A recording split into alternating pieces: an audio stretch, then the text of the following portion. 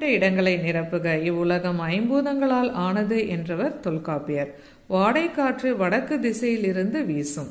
தெற்கிலிருந்து வீசும் காற்றுக்கு தென்றல் என்று பெயர். ஹிப்பாலஸ் என்ற கேக்க மாலுமி வாழ்ந்த நூற்றாண்டு கிபி முதல் நூற்றாண்டு. இந்தியாவில் முதுகெலும்பாக திகழும் தொழில் வேளாண்மை. கடல் வாணிகத்தில் தலை சிறந்தவர்கள் தமிழர்கள். குளோரோ கார்பனின் ஒரு மூலக்கூறு 1,00,000 ஓசோன். உலக உயிர்களின் இயக்கத்தை தீர்மானிப்பது காற்று. மழைக்காற்று எனப்படுவது கொண்டல். வெப்பக்காற்றாக வீசுவது கோடை. ஊதக்காற்று என்று அழைக்கப்படுவது வாடை.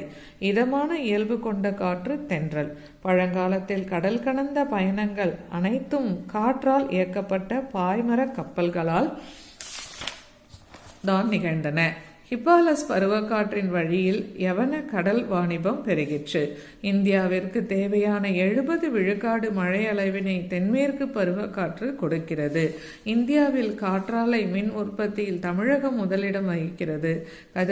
கதிரவனிடம் இருந்து வெளிவரும் புற ஊதா கதிர்களை தடுக்கும் அரணாக விளங்குவது ஓசோன் படலம்.